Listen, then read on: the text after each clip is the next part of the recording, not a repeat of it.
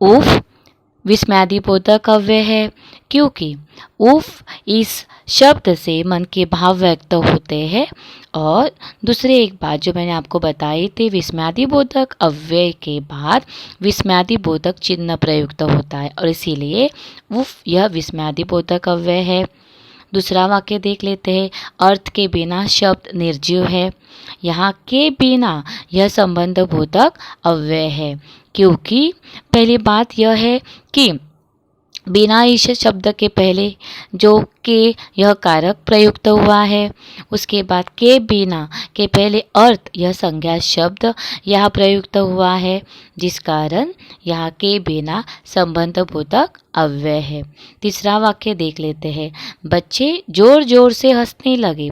इस वाक्य में जोर जोर यह क्रिया विशेषण है, क्योंकि हंसने लगे इस क्रियाओं से अगर हम प्रश्न पूछते हैं कैसे हंसने लगे, हमें उत्तर मिलता है जोर जोर से, और इसीलिए यहाँ जोर जोर या जोर जोर से क्रिया विशेषण अव्यय है।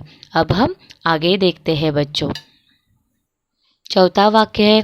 वैज्ञानिकों ने हिम्मत नहीं हारी बल्कि डटकर चुनौतियों का सामना किया।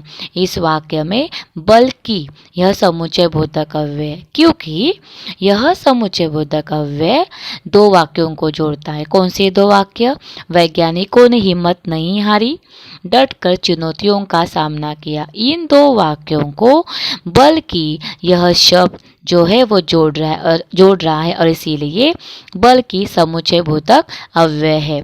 हम पांचवा वाक्य देख लेते हैं। काश मैं भी तुम्हारी तरह सुविधा संपन्न होता। इस वाक्य में काश यह विस्मयादिबोधक अव्यय है, क्योंकि पहली बात तो यह है कि काश यह शब्द मन के भाव को व्यक्त करता है। दूसरी बात यह वाक्य के शुरुआत में आया है। और तीसरी बात इस विस्मयादिबोधक अव्यय के तुरंत बाद विस्मयादिबोधक चिन्ह प्रयुक्त हुआ है और इसीलिए काश यह विस्मयादिबोधक अव्यय है। छठवां वाक्य देखते हैं।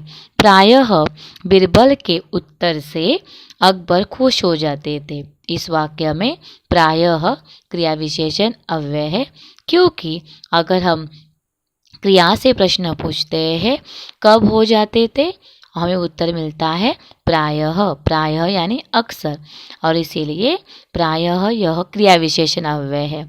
सातवां वाक्य देख लेते हैं। दादी माँ के साथ नीलू चिड़िया रहती थी। इस वाक्य में के साथ यह संबंधबोधक अव्यय है, क्योंकि पहली बात तो यह है कि के यह कारक यहाँ प्रयुक्त हुआ है, और दूसरी बात के साथ के पहले दादी माँ यह संज्ञा शब्द यहाँ प्रयुक्त हुआ और इसीलिए के साथ यह संबंधबोधक अव्यय है। तो यहाँ तक जो मैंने आपको जानकारी अव्यय से संबंधित दी है, उससे मुझे ज़रूर यकीन है कि आपको यह पाठ भली भांति अच्छी तरह से समझ में आया होगा।